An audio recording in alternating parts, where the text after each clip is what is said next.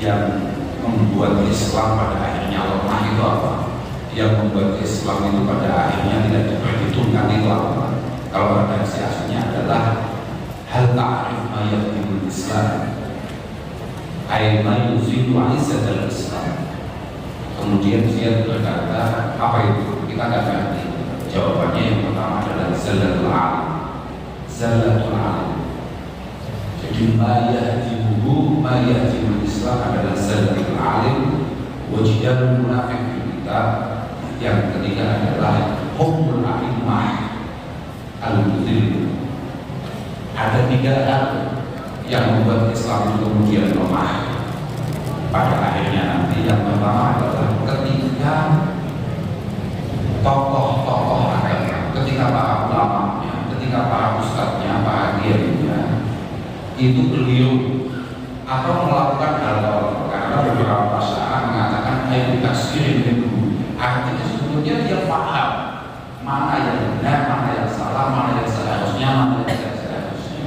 Tapi kemudian dia dengan sembrono taksir itu ada semacam kesembronoan yang agak disengaja karena kepentingan-kepentingan yang bersifat duniawiya. Kemudian akhirnya dia melakukan atau mengfatwakan hal-hal yang keliru. Yang kedua adalah jidalul munafik kita, orang-orang tolol kayak kita ini, orang-orang bodoh kayak saya ini, kemudian sok-sokan bahas Al-Quran atau berdebat terkait Al-Quran atau sok-sokan bahas secara mendalam terkait Al-Quran, padahal kemampuannya sangat terbatas sekali. Yang terakhir adalah yang mampu membuat Islam ini kelihatan lemah ketika para pejabatnya tidak memiliki keberpihakan terhadap hal-hal yang benar. Ketika para pejabatnya sudah tidak lagi melakukan, karena memang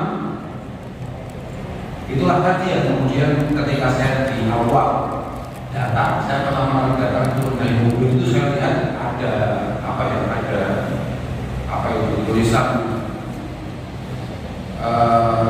gandut konser amal. Saya langsung protes. Seharusnya kami jauh-jauh mengatakan dari kecil itu lihat ini, bukan untuk ngaji. Kalau ngaji sebaiknya dengan yang kecil, bukan kami yang kesini. Seharusnya begitu. Kalau kami kesini harusnya dapat hiburan, bukan dapat pekerjaan. Karena kami dulu itu kerjanya sudah banyak.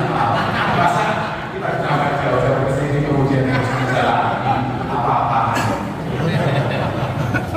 Iya, tapi ya kami kan sudah disokong sama Pak Menteri dengan masakan yang luar biasa enaknya, hasil karya putra beliau. Jadi gimana? Al-insan itu apa biasa? Manusia itu selalu menjadi budak daripada orang yang berbuat baik padanya.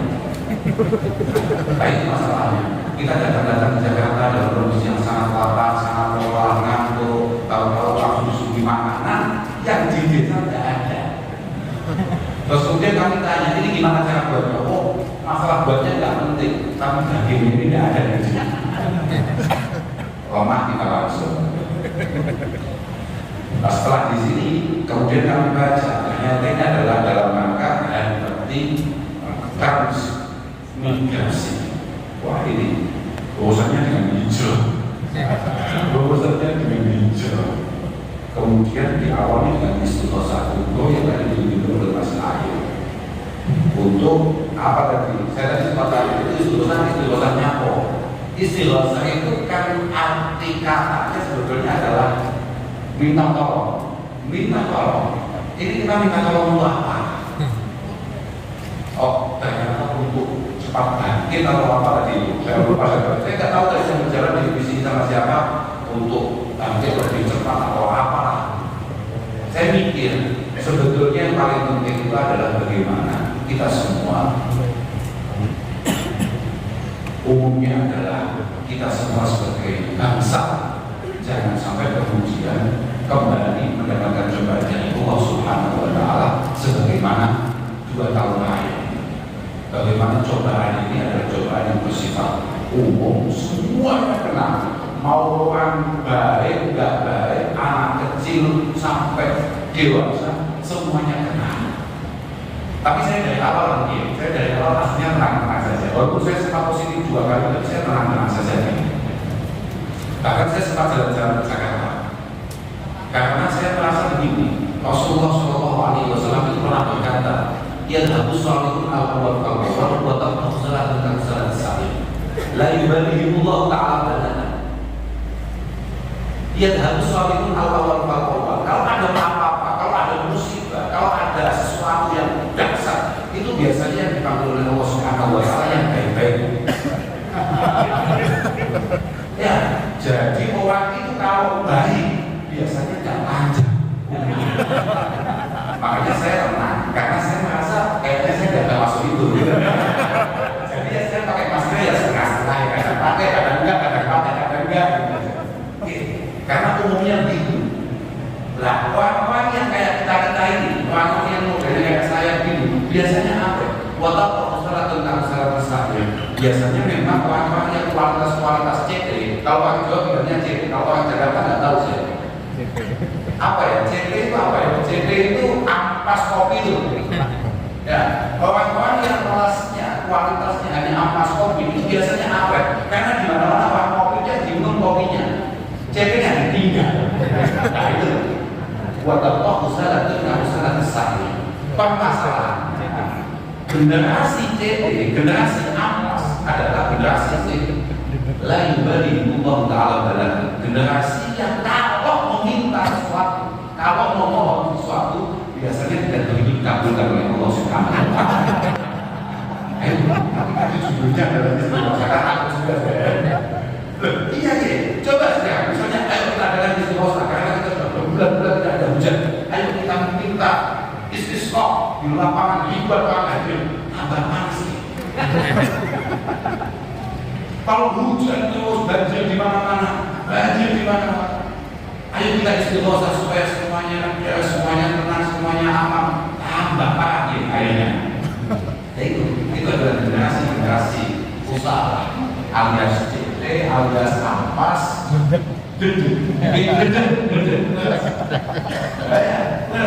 Generasi tapi awet. Ini teman bagaimana? Jadi orang baik tapi tidak awet, apa jadi orang biasa-biasa saja tapi awet. Makanya saya dimana-mana saya sering ngomong orang itu baik itu penting. Orang baik itu penting. Tapi kalau terlalu baik itu biasanya enggak. Tapi kalau kata Gus Wahyu, menjadi baik itu mudah. Yang sulit adalah terus baik.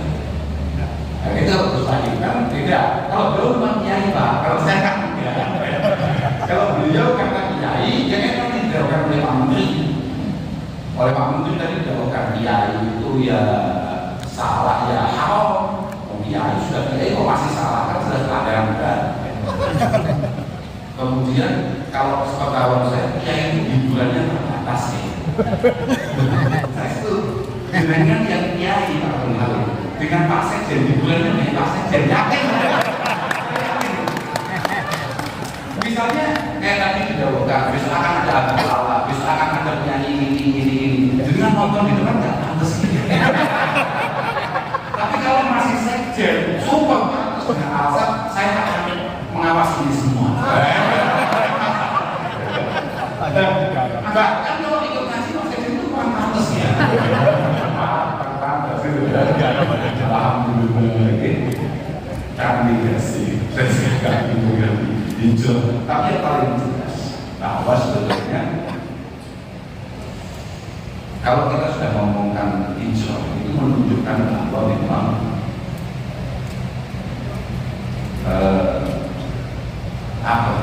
Islam itu pada hakikatnya selalu memerintahkan kita untuk bergerak lebih baik, untuk kemudian bertumbuh lebih bermanfaat.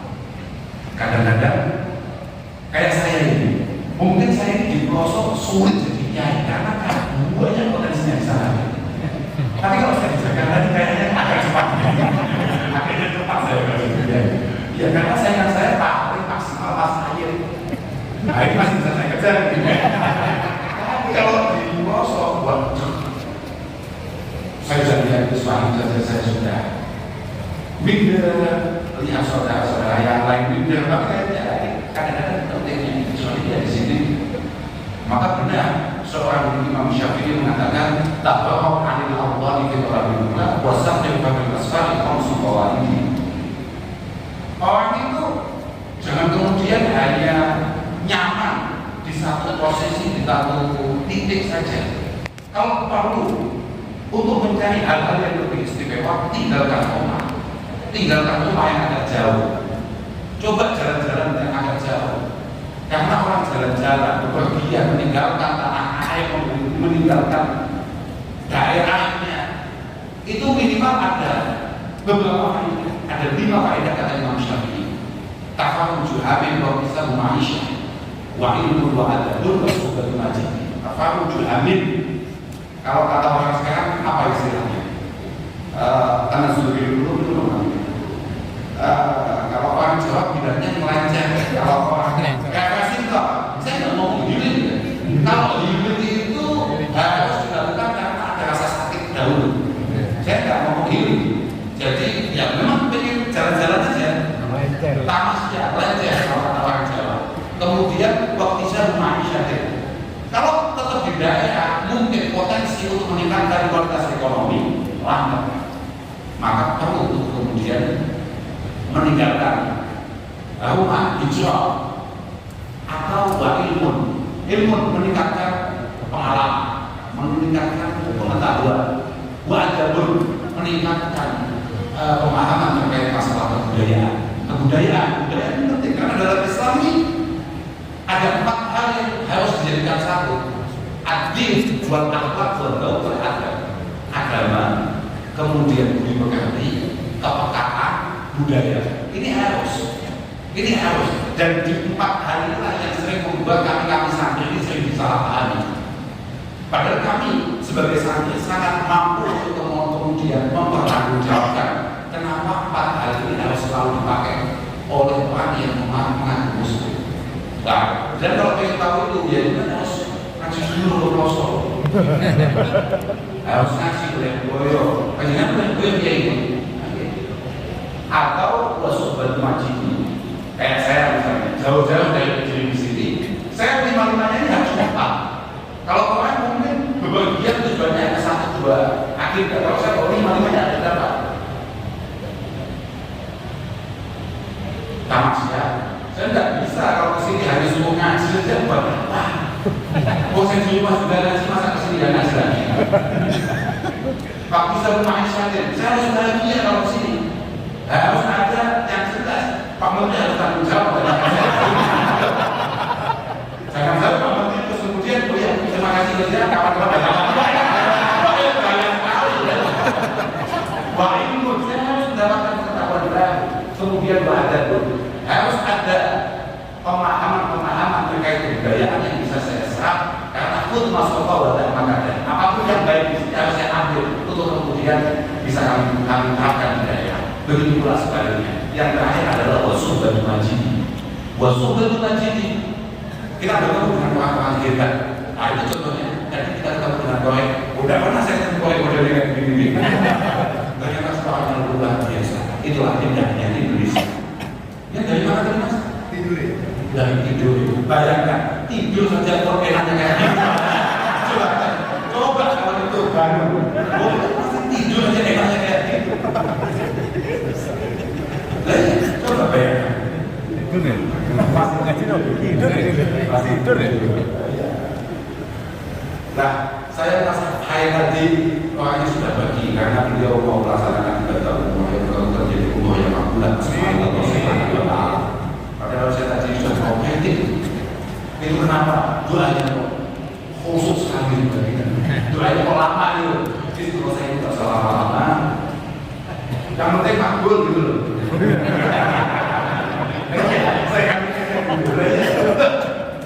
Masya Allah. Jadi kan pengen kalau bahasa Jawanya mandi, kalau bahasa manjur. Pengen manjur gitu. Doa itu kuncinya itu kalau semua kita tasawuf itu kuncinya doa itu ditaubat. Maka setelah Sufyan As-Tsauri kalau mau hajat apapun, mau meminta apapun, maka taubat adalah kunci.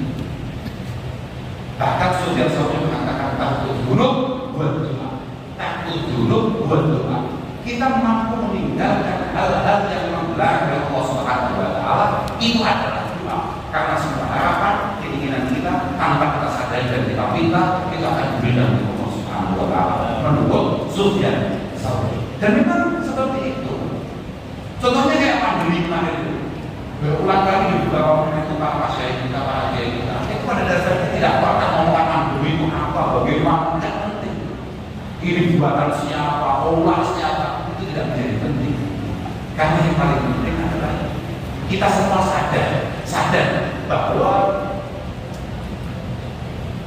min asaril khotoya wal dzunub annahu tuhdisu fil ardi anwa'an minal fasad ay fil miyah wal hawa wal zuru wal thimar wal masakin, bahwa dosa-dosa yang kita lakukan, kesalahan-kesalahan kita yang kita lakukan di hadapan Allah Subhanahu wa taala, yang membuat kemudian alam ini tidak bersahabat dengan kita. Annahu tuhdisu fil ardi anwa'an minal fasad, mulai urusan air filmnya, baik itu laut, curah hujan, hawa udara, kemudian azruh, pertanian, asimar, perkebunan, al-masakin, banyak rumah yang kokoh dan lain sebagainya. Itu semua hanya karena banyaknya kesalahan yang kita lakukan kepada Allah Subhanahu wa taala. Dan kesalahan sebetulnya ya biasa-biasa saja. Yang tidak biasa adalah latahnya kita bangga dan nyaman akan kesalahan yang kita lakukan. Makanya benar dikatakan misalnya, innal ma'siyah idza ukhfiyat la tadurruha illa sahibah. Nah, innal ma'siyah idza ukhfiyat la tadurru illa sahibah. Maksiat itu kesalahan kita kalau kita lakukan secara diam-diam, sebetulnya kita hanya akan mendapatkan 1-2 kali peringatan dari Allah Subhanahu wa taala yang pribadi, bersifat pribadi. Tapi fa'idza ulina wa lam tughayyar abwaab bil ammah, fa'idza ulina wa lam tughayyar abwaab. Permasalahannya adalah maksiat itu, kesalahan kita atau dosa kita, kalau sampai kita tampilkan di hadapan publik, semua orang tahu kalau kita melakukan itu dan kita merasa sampai-sampai saja kayak tidak ada apa-apa. Ini azabnya atau ini buntutnya akan dirasakan semuanya, baik orang yang melakukan maksiat atau tidak melakukan maksiat. Memang begitu itu. Nah, kita ini jangan kok cerita ke teman. Kita ini sekarang sudah tidak. Kita upload. Iya. Padahal kata Rasulullah SAW, kullu ummati mu'afan illa al-mujahid. Semua kesalahan saya selalu dimaafkan oleh Allah Subhanahu wa taala. Itulah hebatnya umat Rasulullah SAW. Makanya saya itu kejadian minta ampun kalau banyak salah. Iya. Musnad Ahmad meriwayatkan satu hadis Rasulullah SAW, umatul ma'umah taqulu buha bidubiha wa tahju bil halal duba alaiha. Umat saya itu adalah umat yang memang disayangi Allah Subhanahu wa taala. Taqulu buha bidubiha, kita masuk liang kubur itu tidak membawa apa-apa kecuali kesalahan dan dosa. Tapi wa tahju minha la duba alaiha, yumahhasu alaiha istighfarul mu'minina lah, yumahhasu alaiha istighfarul mu'minina lah. Tapi ini hadis yang hanya berlaku untuk ahli hukum. Mohon maaf ini. Tapi yang sudah ber-NO, wah ini sulit untuk menerima ini. Tapi ini jelas ada kitabnya yang bisa dipertanggungjawabkan. Karena apa kok bisa dia keluar dari kubur tanpa dosa umpamanya? Apa Nabi? Karena yumahhasu alaiha istighfarul mu'minina lah. Karena banyaknya keluarga, tetangga, orang sekitar, kenalan yang kemudian memintakan ampun kepada mayit tadi kepada orang yang meninggal tadi itu, mayit itu masih dimintakan ampun dan ini belum doakan yang belum sebetulnya tidak bisa mau nggak ketika Allah firli wal walidayya wal jami'il muslimin wal muslimat masuk semua. Mau nggak masuk semua. Masalahnya kami yang itu selalu mendoakan yang nggak nggak mendoakan. Masalahnya hanya di situ saja. Mereka ngomong apa-apaan. Untuk itu satu-satunya amal saya yang jelasnya tidak ada balasannya. Nah itu. Oke. Jadi umat ini memang umat yang disayangi oleh Allah Subhanahu wa Ta'ala, kecuali kalau dia berani akan melakukan dosa. Rasulullah sudah mengatakan, inna min jihadil maksiyah ayya malak rajulu bil laili syai'an wa qad sadaqahu Allah Subhanahu wa Ta'ala summa yusbih fa yaqul amiltu kadza wa kadza al-bayah.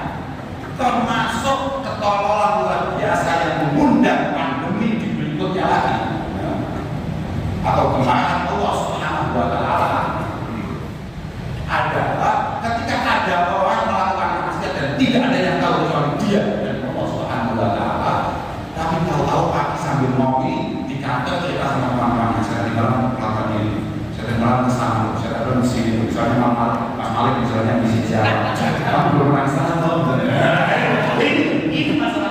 ini masalahnya dia di sini. Ini adalah sebuah pelanggaran. Padahal kalau hal-hal semacam itu tidak dilakukan, insya Allah, mau istighosah, mau istisqah, mau minta apapun, insya Allah kemudian Allah Subhanahu wa Ta'ala dikabulkan. Allah ini bukan kayak kita, Pak. Allah itu tidak kayak kita. Pak Menteri, semakin saya WA dengan banyaknya permintaan, semakin diblok saja. Kalau biasanya 5 menit 10 menit sudah balas, semakin banyak permintaan, bisa sehari 2 hari. Kok saya tambah lagi permintaannya 2 minggu baru dibalas. Terus kemarin itu berapa? Sudah terhapus. Malah itu tidak, Allah Ta'ala tidak gitu. Allah Ta'ala itu bahkan Allah yang tunggu kita untuk soalan. Gini, ada sebuah bahasa yang mengatakan begini, la tas'alanna bunayya adalah hajata wa salim dari abwab bulan hujan. La tas'alanna bunayya adalah hajata wa salim dari abwab bulan hujan. Kamu jangan sekali-kali mengemis terhadap sesama. Kamu jangan minta-minta terhadap sesama, tapi mintalah kepada Tuhan yang pintu pemberiannya tidak pernah ditutup. Allah yang berperintah kasu'alahu, Allah bahkan akan sangat marah kalau kita sebagai hamba yang tidak pernah menadahkan tangan untuk memohon mengemis kehadiran Allah Subhanahu wa Ta'ala. Tapi wa bunayya adama ila su'ilta yaqdur in su'ila yaqdur. Oh, wa bunayya adama ina yus'alu yaqdur, wa bunayya adama ina yus'alu yaqdur. Tapi walaupun menteri yang tadi katanya karyawannya ada 3.000, itu kalau kita mintai, oh ya pasti sambat. Mungkin akhirnya jadi majelis sambat. Sama-sama punya masalah, sama-sama punya masalah, sama-sama punya tanggung jawab, sama-sama punya beban. Walaupun itu atasan kita, bahkan mungkin setelah Pak Presiden pun itu kalau kita mintai, ya sambat lagi. Tapi ketika Allah Subhanahu wa Ta'ala kemudian kita tangisi, pintunya akan selalu. Lainnya Allah Ta'ala harus selalu kita libatkan dalam setiap langkah kita. Iya Pak, saja. Jadi mau punya rencana apapun kalau tidak melibatkan Allah Subhanahu wa Ta'ala, sulit. Ya contohnya misalnya, siapa yang menduga akan ada mandiri sedemikian rupanya itu? Padahal berapa perencanaan untuk kementerian desa ini yang harus bisa dilaksanakan? Makanya illam yu'inka bi kulli ma turidu falisalil mahlubi ilaihi sabil. Kalau Allah Subhanahu wa Ta'ala itu memberi pertolongan kepada kita, maka semua gagasan, semua ide, semua perencanaan semuanya tidak akan pernah bisa terlaksana dengan baik. Tidak bisa. Semoga barokah istighosah dan ngaji ini. Moga-moga kita selalu dalam pertolongan Allah Subhanahu wa taala. Semoga bangsa ini benar-benar dijaga oleh Allah Subhanahu wa taala. Saya juga heran, kok di Jakarta kok ya ada pengajian dan pengajiannya itu kitabnya ngeri ibu-ibu. Kitabnya itu tafsirnya apa? Yang mana jalan? Tafsir Jalalain karya Syekh Jalaluddin As-Suyuti, kemudian Syekh Jalaluddin Al-Mahaliyah, ada Usuliyah lagi, ada kitab taklim, ada Bulughul Maram. Ini Jakarta apa di? Apa Jakarta masih ngaji kayak gitu kan? Saya jadi pindah. Lah iya, tapi ini terlalu ada monopoli di sini. Masa menterinya Abdul Halim, yang juga Abdul Halim. Aku tidak bisa kalau kayaknya kalau diganti siapa begitu. Atau menterinya nggak usah apa-apaan. Itu semuanya berbau Halim gitu. Tapi hal itu penting. Iya penting karena sebelum kita ini ngaji, bijaksananya kita ini adalah melatih kebijaksanaan kita. Kalau dalam bahasa Arab ada al-halim. Al-halim itu adalah bijaksana. Bukan benar sesuai namanya. Karena kalau kata orang Jawa, asmo itu kita hanya jowo. Nama itu adalah sebuah harapan. Kan itu oke. Kan oke. Makanya kita harap tidak bijaksana. Tahu bahwa ini bahaya ini. Apa-apa. Kita datangkan di sini jauh-jauh. Jauh benar.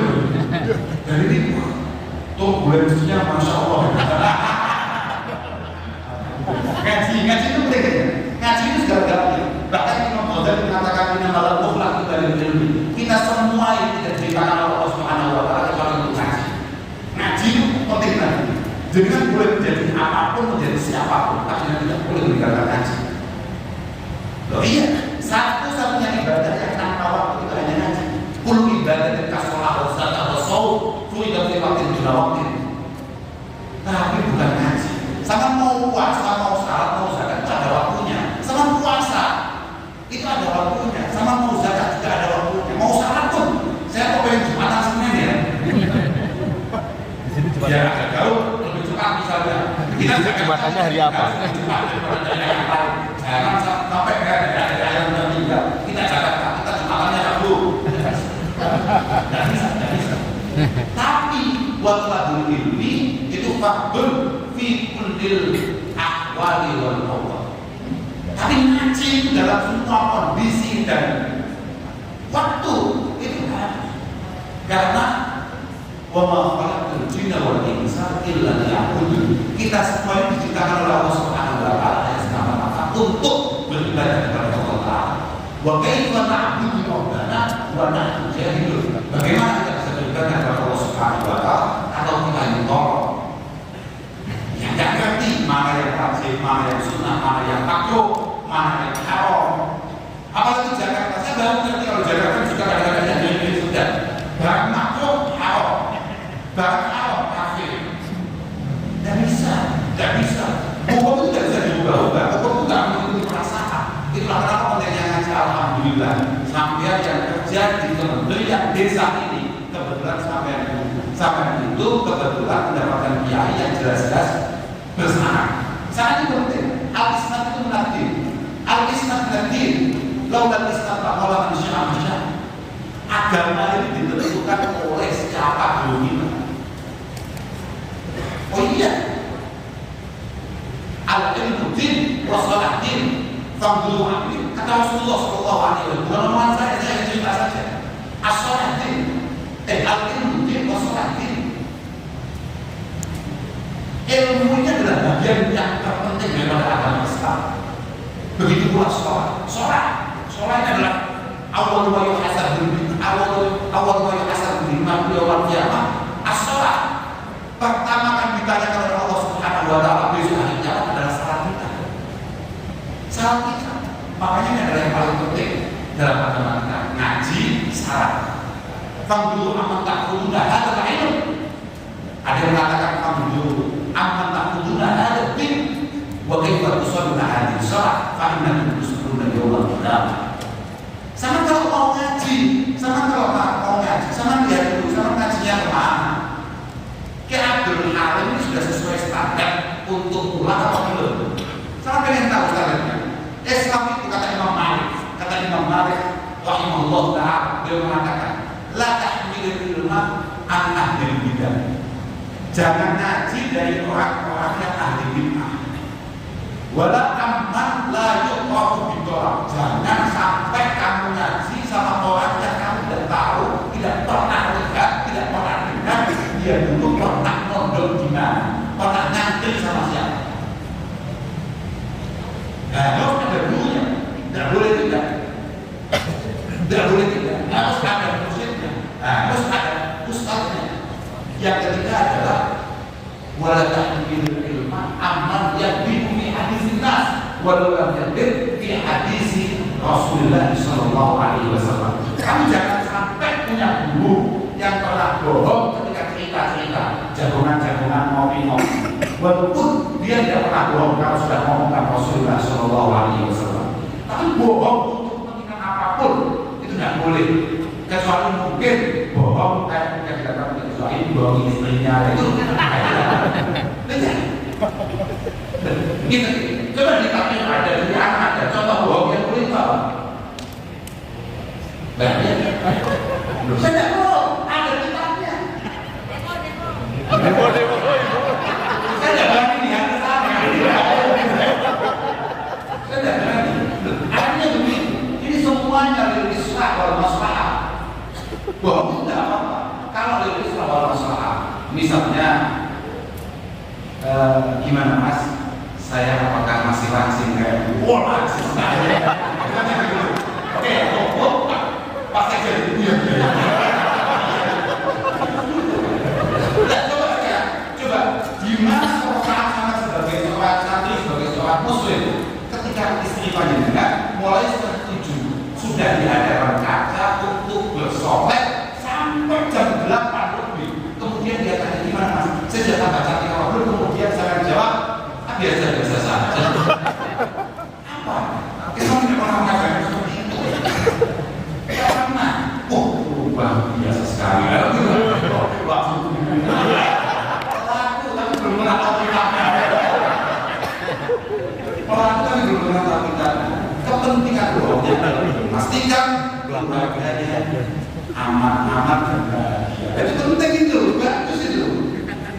Jangan mungkin berangkat kerja dari pagi sampai sore kemudian pulang tidak membawa apa-apa.